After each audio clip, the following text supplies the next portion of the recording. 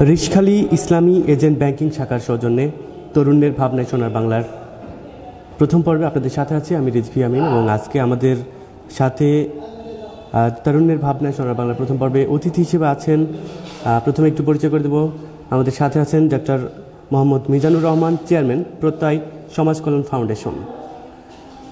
আরেকজন আছেন ডক্টর আবুল কালাম আজাদ, সভাপতি, প্রত্যয় সমাজ কল্যাণ ফাউন্ডেশন। আরেকজন আছেন আমাদের শামীম ভাই, নাগরিক সেবা ফাউন্ডেশনের সভাপতি।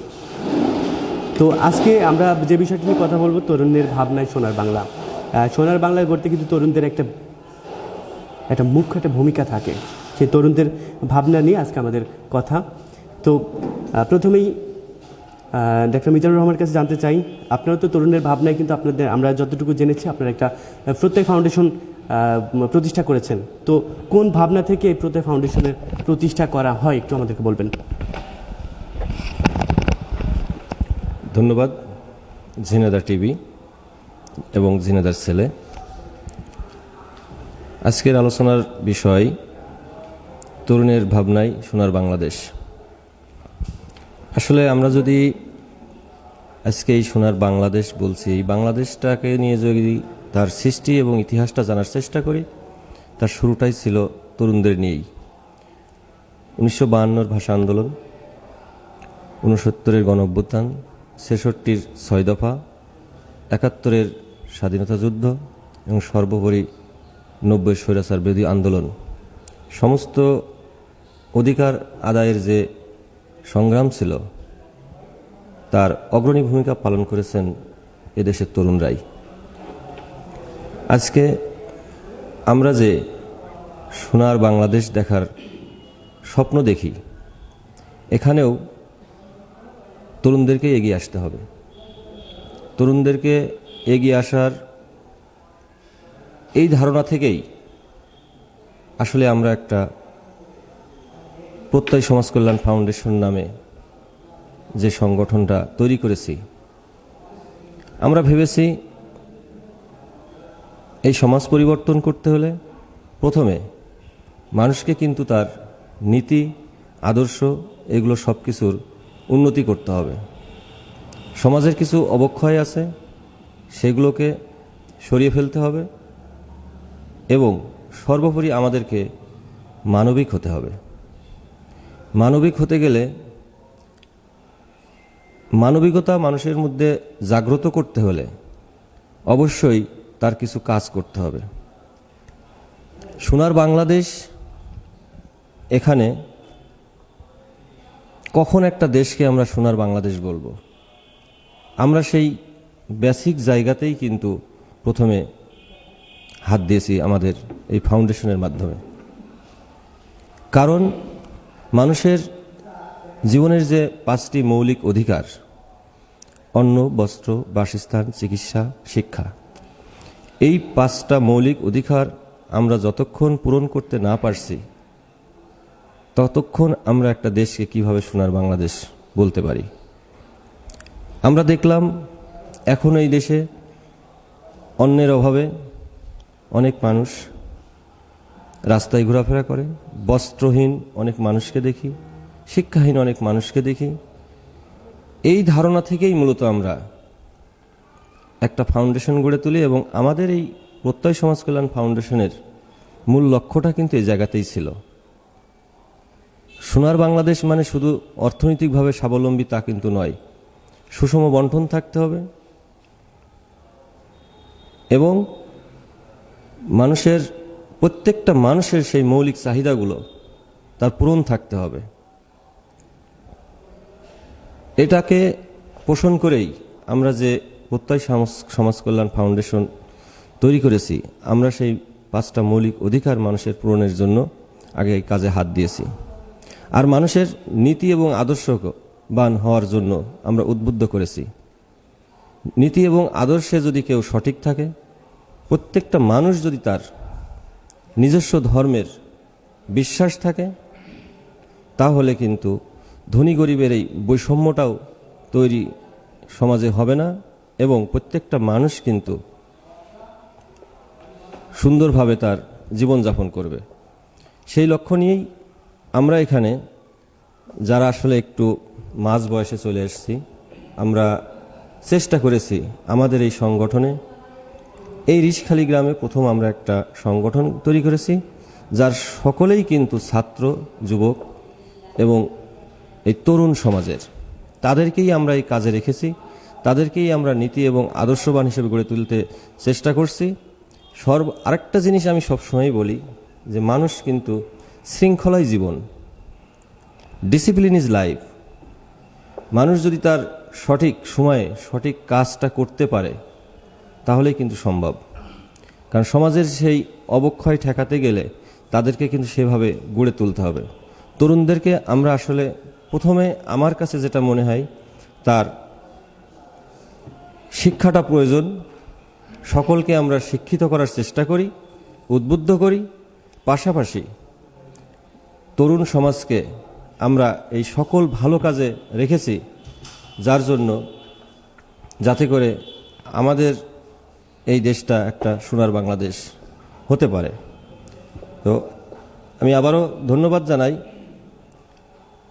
ঝিনেদার টিভিকে এই সুন্দর একটা টকশোর আয়োজন করার জন্য। এই মুহূর্তে আমি মাইক্রোফোন হ্যান্ডওভার করছি। ধন্যবাদ প্রত্যয় সমাজ কল্যাণ ফাউন্ডেশনের চেয়ারম্যান ডাক্তার মোহাম্মদ মিজানুর রহমান। আমরা এই মুহূর্তে কথা বলবো প্রত্যয় সমাজ কল্যাণ ফাউন্ডেশনের সভাপতি ডাক্তার আবুল কালাম আজাদ।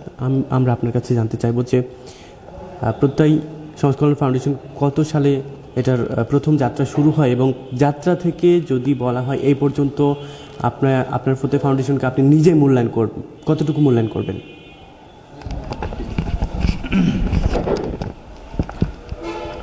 ধন্যবাদ ঝিনাইদহ টিভির সকল কলাকৌশলদেরকে, যারা প্রতিনিয়ত ঝিনাইদহর প্রতিচ্ছবিকে সারা বিশ্বর নিকট রিপ্রেজেন্ট করছে। তো আমাকে সুন্দর একটা প্রশ্ন করা হয়েছে, প্রত্যয় সমাজ কল্যাণ ফাউন্ডেশন।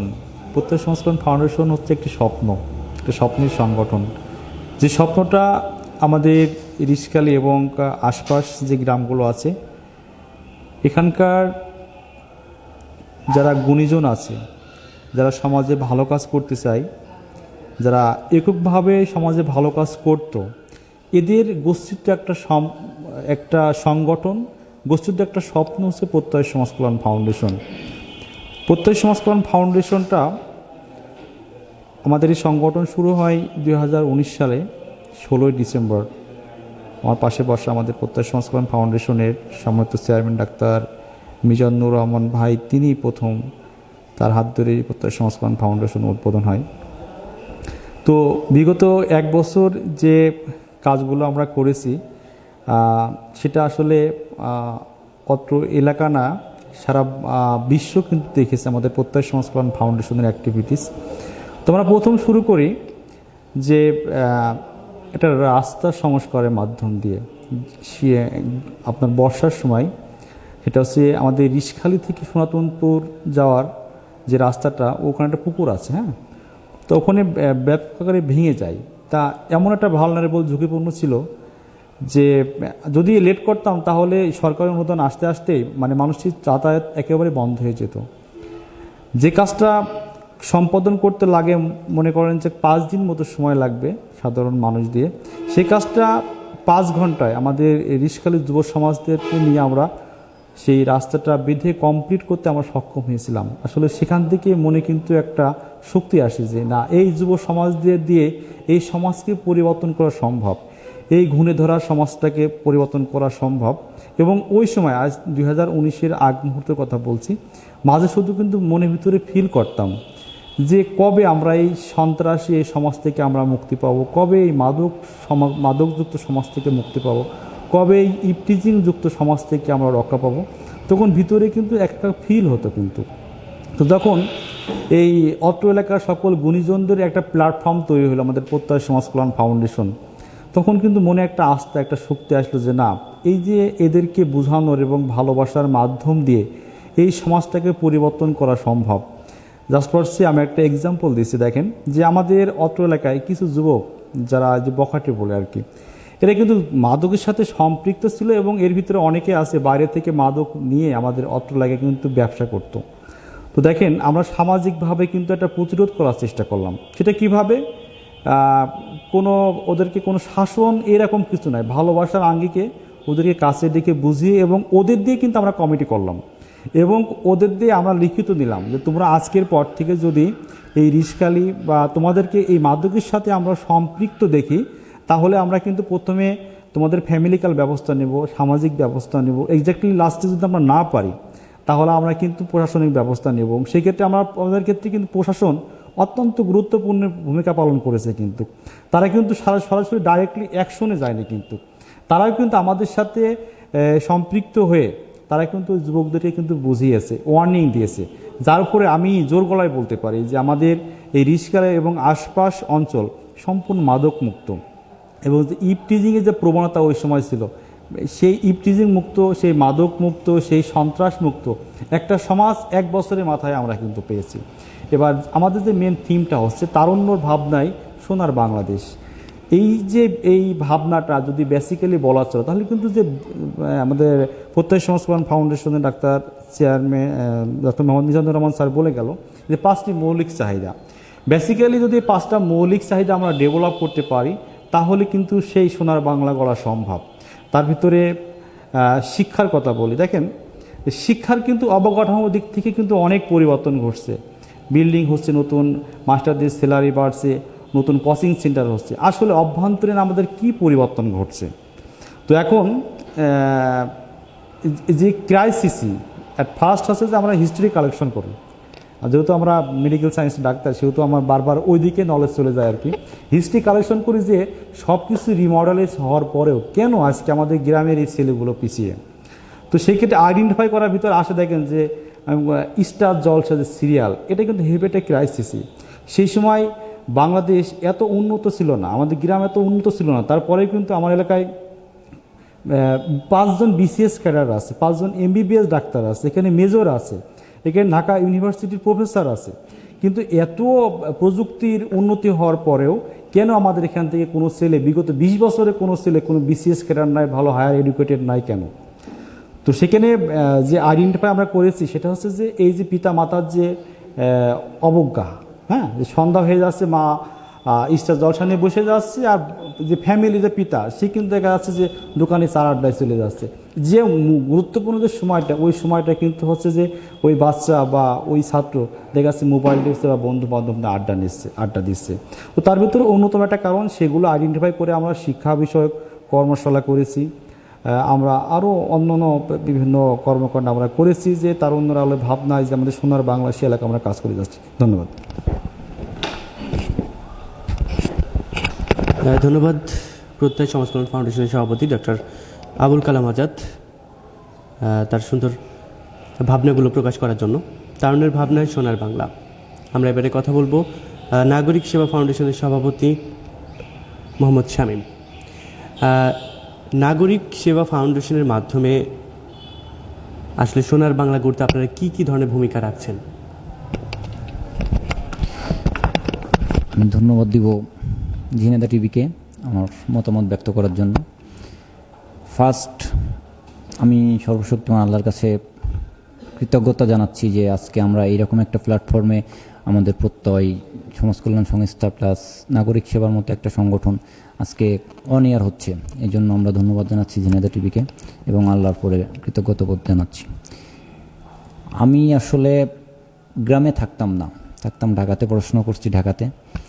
তো ওইখান থেকে আমরা ফ্রেন্ডরা একসাথে মিশতাম, তখন আমাদের ভিতরে একটা ভাবনা আসতো যে আমরা সবাই যদি গ্রাম ছেড়ে শহরে আসি তাহলে গ্রামটা দেখবে কে। তো এই ভাবনা থেকে আমরা একসাথে বসছি যে আমাদের গ্রাম, আমাদের এলাকা, আমাদের ইউনিয়নের জন্য কিছু করা দরকার। তো কিভাবে করা যায়? তো অনেক রাজনীতিবিদ, অনেক এমপি, অনেক মেম্বার, অনেক কিছু হয়, শুধুই বলে যাই, কেউ আসলে কাজ করে না। তো সেই ভাবনা থেকেই আমার স্পষ্ট মনে আছে ঢাকা মোহাম্মদপুর জাকির হোসেন রোডে আমার বাসায় আমরা ওই সময় একটা আলোচনা করি যে আমরা কী করতে পারি। তো আমার সংগঠনটার জন্ম 2018 সালের 14 ডিসেম্বর। আমরা আনুষ্ঠানিকভাবে যাত্রা শুরু করি, কিন্তু আনুষ্ঠানিক যাত্রা শুরু করার আগে আমরা আমাদের অ্যাক্টিভিটিগুলো চালাই যে কিছু মানুষকে উপকার করা। তো এই ভাবনা থেকে আমরা যদি মানুষকে এখন টাকা দিই, আসলে এই টাকাটা আমারই কাজে আসবে না, খেয়ে ফেলবে। কাউকে যদি একটা ড্রেস কিনে দিই, খেয়ে ফেলবে। তো আমরা কাউকে মাছ না ধরে মাছ ধরাটা শিখাই দিব, সমাজটাকে যে রুলসে চলছে রুলসটা চেঞ্জ করব। সেক্ষেত্রে কি করতে পারি, আমাদের মাননীয় প্রধানমন্ত্রী জননেত্রী শেখ হাসিনার একটা কথা যেটা উনি ভীষণ হিসেবে দেখছে, যে গ্রাম শহর হবে। তো এইটা আমাদের মাথায় কাজ করলো যে আমরা কি করতে পারি। আমি আমার একটা কাজিন আছে, ওনারা সহকারে আমরা তো আমাদের গ্রামটা আসলে রাত্রের আধারে ঢেকে যাই, যেখানে চোর আসে, যেখানে অনেক খারাপ কাজ সংগঠিত হতে পারে, যেখানে চোরাচালান হতে পারে। তো আমরা ফার্স্ট আমাদের থাকলো যে আমাদের গ্রামটাকে আমরা আলোকিত করব। তো সে ভাবনা থেকে আমরা ল্যাম্পপোস্ট দিব। তো এটা শুনে আমাদের অনেক হাসাহাসি করলো যে গ্রামে কি এটা কি সম্ভব। তো আমরা হ্যাঁ এটা সম্ভব। তো আমরা আসলাম, একটা ঈদে আমরা বাড়িতে আসলাম, বাড়িতে এসে আমরা অনেক টাকা পয়সার ব্যাপার, আমরা কিছু ফান্ড কালেকশন করলাম নিজেদের উদ্যোগে। এটা কোনো সরকারি অনুদান না, আমাদের ব্যক্তি পক্ষ থেকে। তো আল্লাহর রহমতে আমরা কিছুদিনের ভেতরেই আমার গ্রামটা, আমার জন্মস্থান দখলপুর, আমি পুরো দখলপুরটাকে ল্যাম্পপোস্টের আওতায় নিয়ে এসেছি। এবং এটা দেখে আমাদের এলাকায় সবার ভিতরে একটা সাড়া পড়লো যে না, এদের দিয়ে কিছু করা সম্ভব। তো এইভাবে আমাদের আরও কিছু কাজ, যেমন আমাদের গ্রামে একটা ছেলে ছিল অনেক গরিব, ওদের জমি নাই, খালের পাড়ে থাকে। ওই ছেলেটা একটা অ্যাক্সিডেন্ট করে ওর পাটা ভেঙে গেল। তো ওর তো চিকিৎসা করার টাকা নাই, কি করবে, কি হবে। তো আমাদের কাছে সাহায্য চালো যে আপনারা আমাদের সাহায্য করেন। সাহায্য করলে তো আজকে টাকা দিব, কালকে খেয়ে ফেলবে, তো ওরা আমরা ট্রিটমেন্ট করে দিব। তো সেই হিসাবে আমরা ওনাকে বললাম যে তোমার ট্রিটমেন্টের যত খরচ আছে আমরা দিব, কিন্তু তোমাকে টাকা দিব না। তখন আমার কালামের সাথে পরিচয় নেই, কালামকে আমি চিনি না। তো আমি তখন ঢাকাতে, আমাদের স্থানীয় যারা প্রতিনিধি আছে, সদস্য আছে, ওনারাই ওনাকে নিয়ে গেল কালামের চেম্বারে, এবং তার মাধ্যম দিয়ে আমি কালামকে চিনলাম। কালাম তো ট্রিটমেন্ট দিল, প্লাস আমার সংগঠনে সে কিছু ডোনেট করলো। এইভাবে আমরা একটু একটু করে এগোতে থাকছি। করোনাকালীন আমাদের বলার মতো আসলে কি, মানুষকে সচেতন করার মতো যে ক্রেডিটটা আছে, আসলে দেওয়ার ভিতরে ওই ক্রেডিটটা নাই। আমি সচেতন করতে পারছি। আমাদের কার্যক্রমের ভিতরে ছিল যে প্রতিদিন সন্ধ্যায় মাগরিবের সময় আমরা মাইকিং করতাম মসজিদের মাইক থেকে, যে করোনাকালীন আপনাদের কি কি সচেতনতা দরকার। আপনারা বারে বারে হ্যান্ড স্যানিটাইজার দিয়ে হাত ওয়াশ করেন, সাবান দিয়ে হাত ওয়াশ করেন, মাস্ক ইউজ করেন, প্লাস দূরত্ব বজায় রেখে চলেন। এবং আমি কালাম সহকারে আমাদের সংগঠনের আরও যারা সদস্য ছিল, আমরা পরপর 2 দিন ইউনিয়ন পরিষদে আমরা একটা মিটিং পর্যন্ত করলাম চেয়ারম্যান মেম্বার সবাইকে নিয়ে, যে আমরা কী স্টেপ নিতে পারি। তো সেক্ষেত্রে আমরা লকডাউনের মতো একটা কঠিন ব্যবস্থা সেটাও নিয়েছিলাম, নিয়ে আমরা কিছুদিন ওইটা করছি। তো সর্বোপরি আমাদের সংগঠনের যেটা মোটো, নাগরিক সেবা ফাউন্ডেশনের যেটা মোটো, যে আমরা কাউকে আসলে মাছ ধরে দিব না, আমরা মাছ ধরা শিখাই দিব। আমরা যারা অবহেলিত মানুষ আছে তাদেরকে ইনকামের সোর্স দেখাই দিব, তার ইনকামের জন্য একটা প্ল্যাটফর্ম তৈরি করে দিব এবং দিচ্ছি। আমাদের এলাকাতে যারা আছে, যারা মেধাবী প্লাস গরিব, এদেরকে আমরা ফ্রি লেখাপড়া করার সুযোগ করে দিচ্ছি। যে যদি মেধাবী হয়, শুধু গরিব হলে হবে না, মেধাবী হতে হবে। মেধাবী প্লাস গরিব, যে আমাদের সমাজের জন্য যেন এরা পরবর্তীতে কিছু করে দিতে পারে, এই জন্য আমরা অনেকের ফ্রি করে দিছি। আমাদের আসলে নাম না বললে অনেকের ইমেজের সমস্যা হবে নাম বললে। প্লাস আরেকটা বলার মতো ঘটনা যেটা, যে কিছুদিন আগে আমাদের একটা অ্যাক্সিডেন্ট করে একটা ছেলে, ছোটো ভাই আমাদের দীপু মারা গেছে। উনি ডাক্তার 3rd ইয়ারে থাকতে মারা গেছে। তো ও আমাদেরকে এত বেশি অনুপ্রেরণা দিত, মানে বলতো যে ভাই আমি যদি ডাক্তার হই, অল টাইম আমি এই সংগঠনকে সেবা দিব, যেটা আমাদের কালাম দিচ্ছে, আমাদের আঙ্কেল মিজানুর রহমান দিচ্ছেন। তো ওনাকে হারিয়ে আসলে আমরা অনেক কষ্ট পাইছি। বাট ওনার ওই কথাগুলো, দীপুর কথাগুলো আমরা এখনও স্মরণ করি, যে এইরকম ছেলে যদি আমরা তৈরি করতে পারি আবারও, যে আবার আমাদের মাধ্যম থেকে, আমাদের গ্রাম থেকে একটা ছেলে উঠে আসবে, যে ডাক্তার হবে, যে ইঞ্জিনিয়ার হবে, যে বড় কিছু হবে। আরেকটা গর্বের বিষয় হচ্ছে যে আমার দখলপুর রিশখালী, এইটা ফুটবলের, মানে ঝিনাইদহের ভিতরে যদি ধরেন তো ফুটবলের একটা চারণভূমি বলা যায়, যে এখানে অনেক ভালো খেলে ছেলেরা। আমাদের গর্বের বিষয় যে আমাদের দখলপুর সরকারি প্রাথমিক বিদ্যালয় খুলনা বিভাগ চ্যাম্পিয়ন হয়েছে, সারা বাংলাদেশ 3rd হয়েছে। এবং সেটা আমাদের এই সংগঠনের পৃষ্ঠপোষকতায় এসছে, বাচ্চা ছেলেদের। আমরা এদেরকে ইউনাইটেড করছি, এদেরকে ট্রেন আপ করছি। প্লাস আবুল কালাম আজাদের সহযোগিতায়, আমাদের উদ্যোগে আমরা একটা ক্রীড়া সংগঠনও তৈরি করছি, যেটা ইউনিয়নের যারা মাদকাসক্ত আছে তাদেরকে আমরা স্পোর্টসের দিকে ঝুঁকে দিব, যে ওনারা যেন খেলাধুলায় মেতে থাকে, বিকালে এসে যেন ওরা ফেসবুকিং না করে, ওরা যেন পাবজি না খেলে। তো এই নিয়ে আমরা একটা ইনিশিয়েটিভ নিয়েছি, আমরা একটা প্ল্যাটফর্ম তৈরি করছি, যে এখানে যারা আগ্রহশীল আছে তারা যেন আমাদের প্ল্যাটফর্মে আসে। এবং মানে এইটার পারপাসে যেটা খরচ হয়, আমাদের তো মিজান আঙ্কেল আছে, উনি আমার জার্সি দিছে, ফুটবল দিছে, এবং সামগ্রিকভাবে ওনারা আমাদেরকে হেল্প করে। এই বিশেষ করে নাগরিক সেবা আর প্রত্যয়টা আলাদা কিছু না, দুইটা জাস্ট দুইটা নাম, কাজ একই আমাদের। তো এই ভাবনা থেকে আমরা এগিয়ে যাচ্ছি, আমরা আশা করব ভবিষ্যতে আমরা আরও এগিয়ে যাব, এই বলে আমি আমার মাইক হ্যান্ড ওভার করছি। ধন্যবাদ নাগরিক সেবা ফাউন্ডেশনের সভাপতি মোহাম্মদ শামীম। তারা যেভাবে তাদের চিন্তা দিয়ে, তাদের মেধা দিয়ে, তাদের শ্রম দিয়ে তারা যেভাবে এগোচ্ছে সোনার বাংলা গড়ার জন্য তাদের সংগঠনের মাধ্যমে, এভাবে যদি প্রত্যেকটা এলাকায়, প্রত্যেকটা সমাজে যদি এভাবে হয়, তাহলে নিশ্চয়ই একদিন সোনার বাংলা হবেই আমাদের দেশটা। তো আমরা এই মুহূর্তে কথা বলবো প্রত্যয় সমাজ কল্যাণ ফাউন্ডেশনের চেয়ারম্যান ডাক্তার মোহাম্মদ মিজানুর রহমান। আপনি যেহেতু একজন ডাক্তার, আমি চিকিৎসা ব্যবস্থা নিয়ে বলবো যে বর্তমান বাংলাদেশের যে চিকিৎসা ব্যবস্থা, এই চিকিৎসা ব্যবস্থার শহরের এবং গ্রামের কতটুকু কম্পেয়ার করছেন, কেমন দেখছেন? আমরা বিশেষ করে আমাদের ঝিনাইদহতেই যদি দেখা যায়, তাহলে ঝিনাইদহতে অনেক সময় আমরা দেখতে পারি যে মানে একটু জটিল কঠিন হইলে সেটার আর চিকিৎসা ব্যবস্থা থাকে না। সেক্ষেত্রে অনেক দূরে নিয়ে যেতে গেলে রেফার করার বেশি একটা সময় দেয় না, সে মারা যায়, এমন একটা। আবার চিকিৎসা ক্ষেত্রে কিন্তু অনেক অনিয়ম দেখা যাচ্ছে। করোনাকালীন কিন্তু করোনার মধ্যেও যেখানে সারা দেশটা একটা ক্রাইসিস, সারা বিশ্ব ক্রাইসিসের মধ্যে, সেখানে কিন্তু এই চিকিৎসকগণ কিছু অপচিকিৎসার মাধ্যমে কিছু আমরা দুর্নীতি দেখেছি চিকিৎসার মধ্যে। তো সব মিলে সোনার বাংলা গড়তে হলে চিকিৎসা ব্যবস্থাটা কেমন হওয়া উচিত বলে আপনি মনে করেন?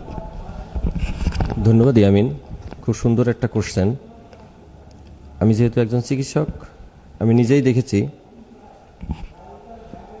চিকিৎসা ব্যবস্থাটা আসলে বাংলাদেশের, যদিও সরকার কমিউনিটি ক্লিনিক বা বিভিন্ন পর্যায়ের কিছু প্রতিষ্ঠান করেছে, তারপরেও চিকিৎসা ব্যবস্থাটা মানুষের দোরগোড়ায় এখনও পৌঁছায়নি বলে আমার ধারণা ব্যক্তিগত। সেই আলোকে আমাদের সেই 5টি মৌলিক অধিকারের ভিতরেই চলে আসছে আবার সেই চিকিৎসা। আমরা ফিল করছি, প্রত্যয় সমাজ কল্যাণ ফাউন্ডেশন এটা অনুভব করছে, যার কারণেই কিন্তু আমরা আবারও সেদিকেই নজর দিয়েছি।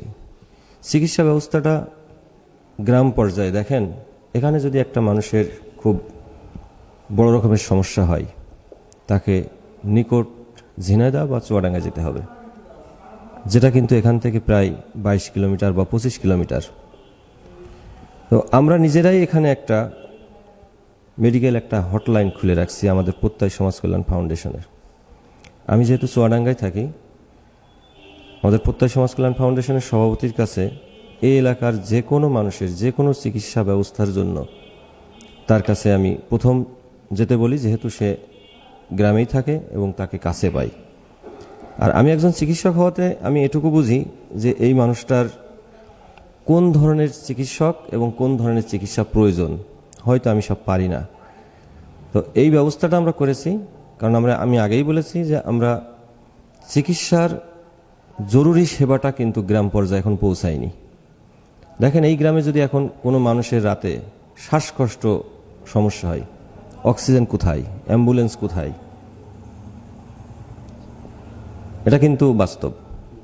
তাহলে এর ব্যবস্থাটা কি? আমরা দ্রুত এই মানুষগুলোকে শহরে পৌঁছানোর জন্য প্রত্যয় সমাজ কল্যাণ ফাউন্ডেশন আমরা কিন্তু একটা হটলাইন, এবং আমরা সবসময় এগুলো সচেতন।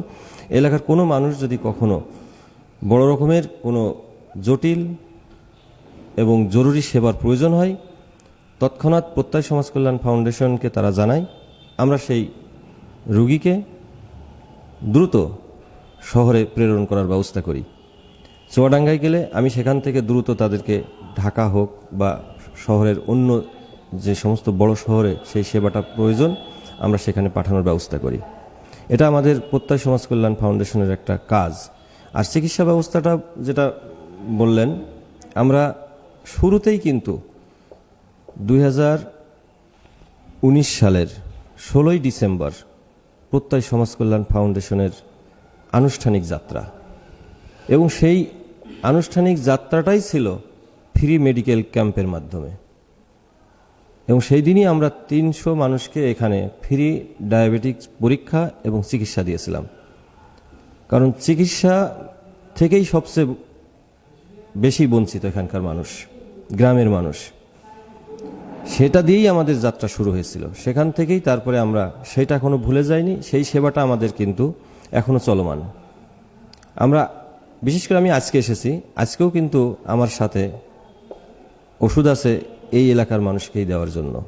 এবং এই প্রত্যয় সমাজ কল্যাণ ফাউন্ডেশনের মাধ্যমে আমরা কয়েকজন মানুষের অপারেশনের দায়িত্ব নিয়েছি, যে অপারেশনগুলো আমরা সফলতার সাথে সম্পন্ন করেছি, যারা অর্থের অভাবে তাদের সেই রোগগুলোকে সারিয়ে উঠতে পারছিলেন না, আমরা কিন্তু সেগুলো করেছি।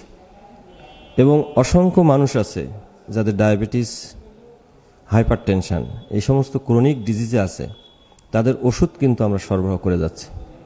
মূল কথা আমি যেটা দেখেছি, চিকিৎসা সেবাটা মানুষের দোরগোড়ায় এখনো পৌঁছায়নি। প্রত্যয় সমাজ কল্যাণ ফাউন্ডেশন চেষ্টা করছে চিকিৎসা সেবাটা আমাদের মতো করে তাদের কাছে পৌঁছে দেওয়ার জন্য।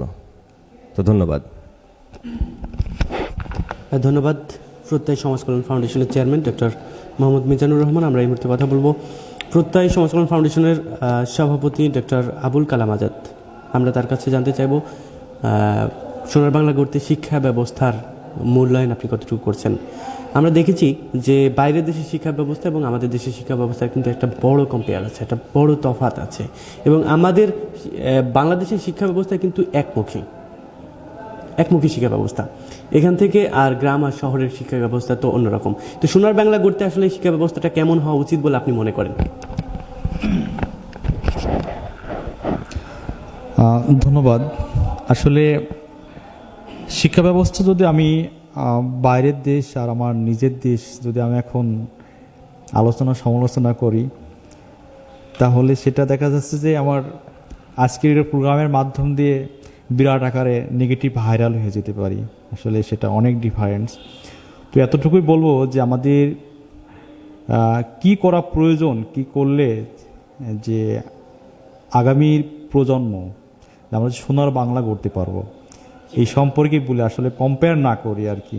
ঠিক আছে, আসলে বারবার ফল করছে কোন জায়গায় সেটা দেখতে হবে। দুঃখ হলে সত্য, যখন পশ্চিম পাকিস্তান যখন হেরে এদেশ থেকে চলে গেল, যাওয়ার সময় কিন্তু একটা কাজ করছিল, সেটা হচ্ছে যত বুদ্ধিজীবী ছিল এদেরকে বুলেট দিয়ে কিন্তু নিঃশেষ করে দিয়েছিল। দুঃখ হলে সত্য যে আজকে যে free fire game, PUBG game, আজকে যে মাদক আর এই যে প্রযুক্তি, ইন্টারনেট, কিছু নেগেটিভ কিছু সাইড আছে, এই জিনিসগুলো আসলে তরুণ যে তরুণদেরকে নিয়ে আমরা ভাববো, এই তরুণদের মস্তিষ্ক কিন্তু বিকৃত করে দিচ্ছে। মাদক এবং হচ্ছে যে এই যে কিছু ব্যাড সাইড, যেটা আর কি, যেটা আমরা মেডিকেল সায়েন্সে বলি যে মানুষের ব্রেনে যে ফোনটা লব আছে, যেটা মানুষের সাধারণ যে চলাচল বা সাধারণ যে মস্তিষ্ক, এই জিনিসগুলো কিন্তু বিকৃতি ঘটায়। এই বিকৃত মস্তিষ্ক যদি আমরা সুস্থ না করতে পারি, তাহলে কি সেই সুশিক্ষিত সেই সোনার বাংলা কিন্তু করতে পারবো না। সে আলোকেই যে শামীম ভাই যে কথা বলে গেল যে এই তরুণেরা এরা কিন্তু ওই যে বিকাল টাইম অবসর সময় কিন্তু এই PUBG game, free fire game এবং হচ্ছে যে খারাপ আড্ডা বলেন, সাথে আরও যে মাদকও এর সাথে ইনক্লুড থাকতো, এই জিনিসগুলো থেকে বের করে নিয়ে আসার জন্য আমরা কিন্তু খেলাধুলার আয়োজন করি। এখান থেকে অনেক পজিটিভ রেজাল্ট আমরা পেয়েছি, এক। আর দুই নম্বরে যে মা দিবস, সুশিক্ষায় একজন মার গুরুত্বপূর্ণ ভূমিকা থাকে কিন্তু আপনারা জানেন। তো বিবেকানন্দ বলেছে, যদি আমাকে একটা সুশিক্ষিত মা দাও, সুশিক্ষিত জাতি আমি উপহার দেব। কারণ বাইরের কাছ থেকে কিন্তু হচ্ছে যে পিতার, আমাদের বাংলাদেশে সে একজন হচ্ছে যে অভিভাবক কিন্তু হচ্ছে যে বাবা, আর সংসারে সেই শিক্ষার্থী ছেলে মেয়ে সে বর্তমানে কি করছে এটা সম্পূর্ণ কিন্তু ডিপেন্ড করে ম্যাক্সিমাম হচ্ছে মার উপরে। তো এখন যে কথা আবারও বলছি, যদি সেই মার অভ্যাসই হয়ে যায় ওই সিরিয়াল কেন্দ্রিক, স্টার জলসা কেন্দ্রিক, তাহলে সেই সুশিক্ষিত জাতি, সেই বিসিএস ক্যাডার আমরা কোথায় পাবো? তো সেই আলোকে আমরা মা দিবসে কিন্তু একটা প্রোগ্রাম করেছিলাম এবং সামনের মা দিবসে আমরা প্রোগ্রাম করব এই মাদেরকে নিয়ে। যদি আপনার সন্তানকে সুসন্তান করে তুলতে চান, যদি আমরা আপনার সন্তানকে ভালো কোনো চাকরি, বিসিএস ক্যাডার, ডাক্তার, ইঞ্জিনিয়ার বানাতে চান, তাহলে আগে নিজে ঠিক হতে হবে। আর এই কথা বলার সাথে সাথে আমার মনে পড়ে যাচ্ছে আমাদের পৌর মেয়র ফায়দুল করিম মিন্টু একটা প্রবাদ তৈরি করেছে যে নিজের ঠিক তো দেশ ঠিক। আসলে নিজে ঠিক না হলে কখনোই সম্ভব নাই। আগে নিজের পরিবার, তারপরে প্রতিবেশী, তারপরে গ্রাম, সে আলোকে আলো ছড়াইতে হবে।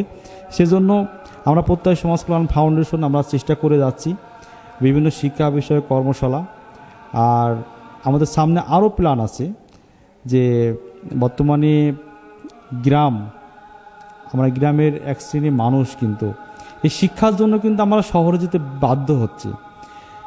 কী জন্য বলে যে একজন স্কুল মাস্টার বা একজন লেকচারার বা প্রভাষক, সে জব করছে কি আমার ডাকবাংলা হচ্ছে যে কলেজে বা আমাদের হচ্ছে যে রিসকালে মাধ্যমিক বিদ্যালয়। দুঃখজনক তার সব রকম ব্যবস্থাই কিন্তু গ্রামে আছে। আজকে ভালো কোনো একাডেমি কোনো স্কুল নাই, ইংলিশ মিডিয়াম স্কুলের জন্য তা যাওয়া লাগছে এখন কি ঝিনাইদহ।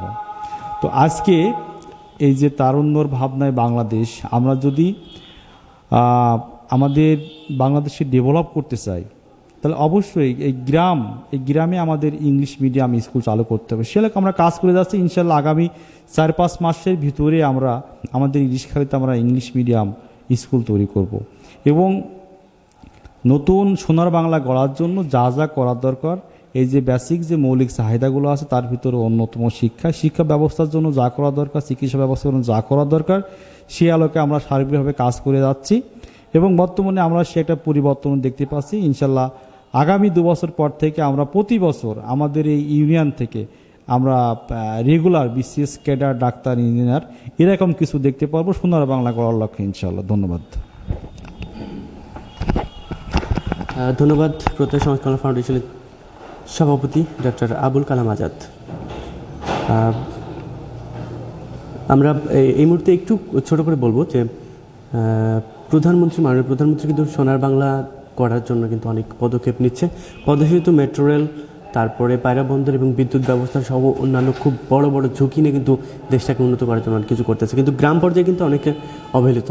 যেহেতু আমরা গ্রামের মানুষ, তো গ্রামের আর কী কী ধরনের পদক্ষেপ নিলে সোনার বাংলা করার জন্য কী কী উন্নয়ন করা যেতে পারে, কী কী সমস্যা হয়, এই ব্যাপারে নিয়ে যদি একটু বলতেন। ধন্যবাদ। কালামের কথার উপরে ভিত্তি করে বলছি আসলে যে আমাদের শিক্ষা ব্যবস্থার যে দিকটা আছে আসলে এটা মান্ধাতার আমল থেকেই ওইটাই রয়েছে, আমরা চেঞ্জ করতে পারিনি। আমাদের সবারই চিন্তা ভাবনা যে আমরা শিক্ষিত হই কিসের জন্য, চাকরির জন্য। আসলে এই ভাবনা থেকে যদি আমরা বের হতে পারি তাহলে আমাদের শিক্ষাটা মূলত কাজে লাগবে। আমাদের প্রধানমন্ত্রী জননেত্রী শেখ হাসিনা যে ভীষণটা নিয়ে এগোচ্ছে, হয়তো বা ম্যাক্সিমাম মানুষই এই ভীষণটা বুঝতে পারছে না। গ্রাম হবে শহর, তার মানে এই গ্রামটা কি হবে, শহরের প্রত্যেকটা সুযোগ সুবিধা আমি গ্রাম থেকে পাবো। তার জন্য আমাদের কি কি করা দরকার হবে? আমাদের আসলে গ্রামগুলো এখনও চলছে সবারই ধারণা যে জনপ্রতিনিধি যারা আছে এদের মাধ্যম দিয়ে সব কিছু চেঞ্জ করতে হবে। আসলে এটার সাথে আমি একমত না। কারণ এখন পর্যন্ত আমরা জেনে যাই যে আমাদের জনপ্রতিনিধি যারা আছেন তারা এখনও ওই রকম স্ট্যান্ডার্ড লেভেল আমরা যেতে পারিনি। শিক্ষাগত যোগ্যতায় বলেন, মানসিকতায় বলেন, আমরা ওই পর্যন্ত যেতে পারিনি। আমাদের বর্তমান জনপ্রতিনিধি বলেন, ইউনিয়ন পরিষদ বলেন, এমপি বলেন, এনাদের মানসিকতা এখনও সেই রয়ে গেছে আগের কালের, যে আমি এমপি হব, আমি মন্ত্রী হব, আমি রাজনীতি করব, এইটার মাধ্যমে আমি মানুষকে সেবা করতে পারি, এটা কারোর মাথায় আসবে না এবং আসে না।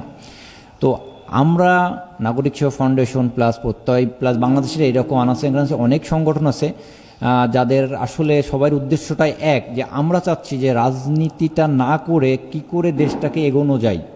কারণ সবার টার্গেট থেকে রাজনীতি করলেই ফুলে ফেপে বড় হওয়া যায়। তো রাজনীতি না করে আমরা উন্নতি করতে চাচ্ছি, সেটা কিভাবে করতে পারি আমরা। যেমন আমাদের নাগরিক সেবা ফাউন্ডেশনের আমরা একটা উদ্যোগ নিয়েছি যে একটা লাইব্রেরি করছি আমরা, পাবলিক লাইব্রেরির মাধ্যমে কি হবে, যারা আমাদের এখন উঠতি বয়সের ছেলেরা আছে, ইভেন আমাদের বয়স্করা যারা আছেন, ইনারা ফাও চায়ের দোকানে বসে আড্ডা দেয়। আসলে ফাও গল্প কোনো কাজে আসে না জাতির জন্য। তো ওই লাইব্রেরিতে আমরা এমন কিছু বই রাখবো, সমস্ত বই থাকবে, যে যারা গরিব অভাবী ছেলে আছে বই কিনতে পারে না, তারা যেন এখান থেকে বই নিয়ে যেয়ে পড়াশোনা করতে পারে। ওই লাইব্রেরিতে কি থাকবে, পেপার থাকবে, মানুষজন একটু পড়ায় অভ্যস্ত হয়, শুধু ফেসবুকে নিয়ে অভ্যস্ত না হয়। কি থাকবে ওখানে, কারেন্ট অ্যাফেয়ার্সের মতো মাসিক যে পত্রিকা এগুলো আছে এইগুলো থাকবে। এটার মাধ্যমে কি হবে আমাদের, যে মানুষগুলো ফাও আড্ডায় থাকবে না, গঠনমূলক একটা ধারণা আসবে, এবং ওখানে শিক্ষিত মানুষের আড্ডা হবে, যে শিক্ষিত মানুষগুলো সুন্দর সুন্দর আইডিয়া আসবে যে আমাদের এই গ্রামটাকে কি।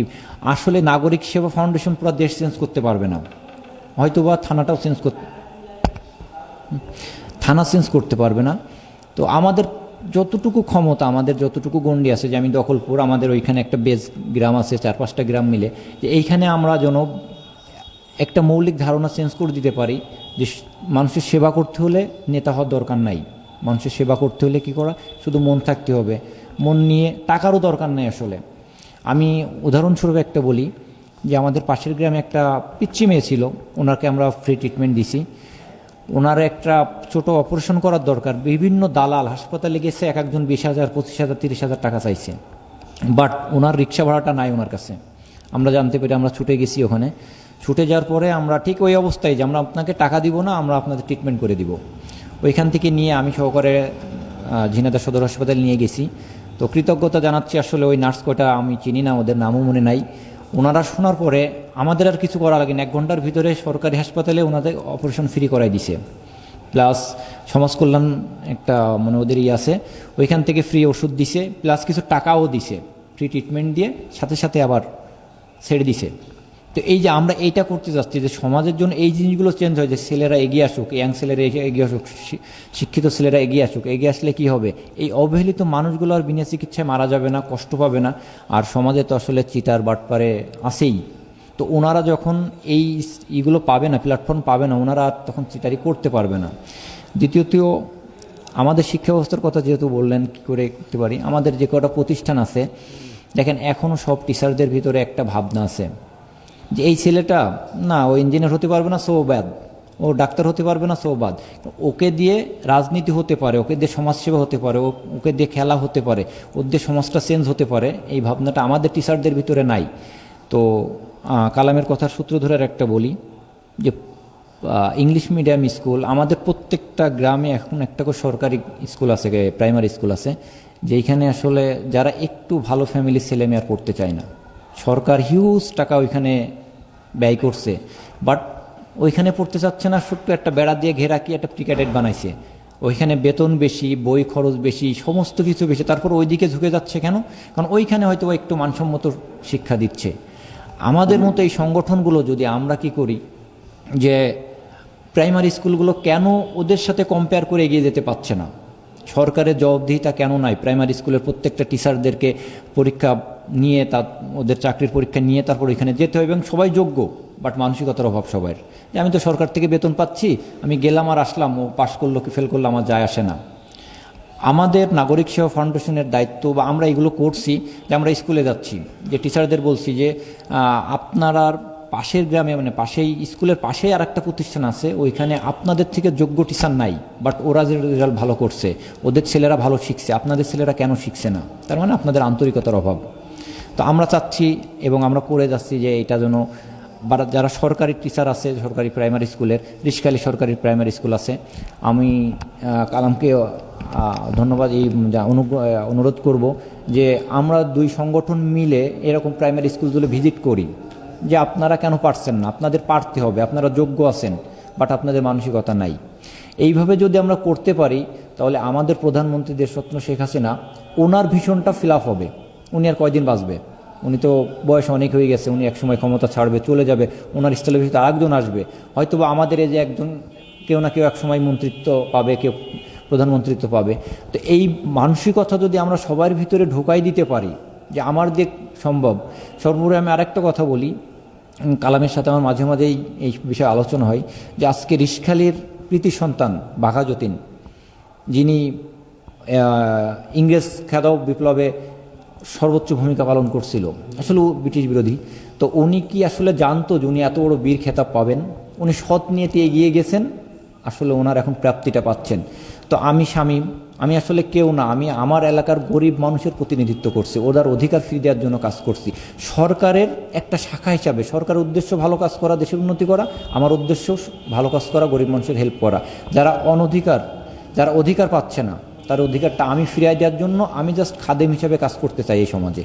তো এই বলে আমি আপাতত ধন্যবাদ দর্শক মণ্ডলী, এই মুহূর্তে যারা দেখছেন ঝিনাইদহ হরিণাকুণ্ড উপজেলার রিশখালী বাজারের ইসলামী এজেন্ট ব্যাংকিং শাখার সৌজন্যে আপনারা দেখছেন তারুণ্যের ভাবনায় সোনার বাংলা। এবং আজকে আমাদের অতিথি হিসেবে আছেন 3 জন, ডক্টর মোহাম্মদ মিজানুর রহমান, চেয়ারম্যান প্রত্যয় সমাজ কল্যাণ ফাউন্ডেশন, ডক্টর মোহাম্মদ আবুল কালাম আজাদ, সভাপতি প্রত্যয় সমাজ কল্যাণ ফাউন্ডেশন, আর মোহাম্মদ শামীম নাগরিক সেবা ফাউন্ডেশন সভাপতি। তো আমরা প্রত্যয় সমাজ কল্যাণ ফাউন্ডেশনের চেয়ারম্যান ডক্টর মোহাম্মদ মিজানুর রহমানের কাছে জানতে চাইব যে সোনার বাংলা গড়তে আসলে প্রত্যয় সমাজ কল্যাণ ফাউন্ডেশনের আগামী দিনের পরিকল্পনা কী ধরনের পরিকল্পনা আছে আপনাদের? ধন্যবাদ। আগামী দিনের আমাদের পরিকল্পনা, তরুণদেরকে আমরা আবারও এগিয়ে নিয়ে আসব। একটা জাতিকে আসলে গড়ে তুলতে হলে তার প্রথম প্রয়োজন শিক্ষা। আমি একটা কথা বলি, ফিনল্যান্ড একটা দেশ, যে দেশের শতকরা 100% শিক্ষিত। ওখানে শিক্ষক কারা হয়? শিক্ষক হয় ফিনল্যান্ডে প্রথমত ওখানে যখনই ছাত্ররা স্কুলে যায়, ছাত্র বা ছাত্রী, তাদেরকে কোনো পরীক্ষার সম্মুখীন করা হয় না। তাদের দেখা হয় সেই স্টুডেন্টগুলো মানে কার কোন দিকে মেধা থাকতে পারে সেটা যাচাই করা হয়। যাচাই করে তারপরে তাকে সেভাবেই প্রথমে তৈরি করা হয়। কোনো পরীক্ষা থাকে না, কিন্তু আপনারা জানেন ফিনল্যান্ডে কিন্তু কোনো পরীক্ষা নাই। আমরা যেটা ইন্টারমিডিয়েট বলি, এইচএসসি পর্যন্ত সেখানে কোনো পরীক্ষা নাই, পরীক্ষা পদ্ধতি বলে কিছু নাই। সেটা আমার কাছে এটা মনে হয় যে ছোট ছোট বাচ্চাদের উপরে পরীক্ষার বোঝাটা আসলে এটা একটা বাড়তি বোঝা। আমরা পরিবার থেকে, স্বামী যেমন আগেই বললেন, আমরা পরিবার থেকে আগে সিদ্ধান্ত নিয়ে থাকি যে আমার ছেলে বা মেয়েকে আমরা এই শিক্ষায় এটা বানাবো, আমি ডাক্তার, ইঞ্জিনিয়ার বা কিছু একটা তৈরি করবো। এটা না, ওখানে বিষয়টা হচ্ছে সম্পূর্ণ যে সেই মানুষটার যোগ্যতা কোন দিকে থাকতে পারে। টিচারদেরকে দায়িত্ব দেওয়া হয় খুঁজে বের করা যে এর ভিতর থেকে, এই ছাত্রছাত্রীর ভিতর থেকে কে কি হতে পারে সেটা তোমরা খুঁজে বের করো। তারপর সেই যোগ্যতা অনুযায়ী তাদেরকে সেইভাবে ট্রেন আপ করা হয়। সেখানে আরেকটা বিষয়, শিক্ষক কারা হয় জানেন? শিক্ষক হয় একটা ইউনিভার্সিটি থেকে পাশ করা প্রথম সারির 10 জনের ভিতরে একজন। ওখানে ইউনিভার্সিটি কিন্তু পরীক্ষা হয়। শিক্ষক তারাই হবে ওই ইউনিভার্সিটির প্রথম সারির 10 জন মেধাবী। যদি সরকার মনে করে, ওই দেশের সরকার, যে আমি শিক্ষক নিয়োগ দেব 10 জন, তাহলে ওই বিশ্ববিদ্যালয়ের সর্বোচ্চ মেধাবী যে 10 জন শিক্ষক, তাদেরকে শিক্ষকতায় চাকরি দেওয়া হয়। এবং সবচেয়ে মর্যাদার পেশা হচ্ছে ওখানে শিক্ষকতা, এবং সর্বোচ্চ বেতন শিক্ষকদের বেতন। তা আমিও মনে করি যে আমাদের এই শিক্ষা ব্যবস্থাটা, বিশেষ করে প্রাইমারি স্কুল পর্যন্ত বা 6-7 পর্যন্ত হতে পারে, এই পরীক্ষা পদ্ধতি খুব বেশি একটা আমার কাছে ভালো মনে হয় না। আর শিক্ষকদের নিয়োগের ব্যাপারে, যারা মানুষ গড়ার কারিগর আমরা বলছি, আমরা নির্দ্বিধায় বলতে পারি অনেক স্কুলেই আছে আসলে সে সমস্ত শিক্ষকেরই শিক্ষকতা করার যোগ্যতা নেই, কিন্তু সমাজে প্রশ্ন ওঠে। আমাদের দেশে একটা কথা আছে, কোনো চাকরি বাকরি তো পাইনি তাই আমি মাস্টারি করি। তাহলে এই মাস্টার দিয়ে কিভাবে শিক্ষিত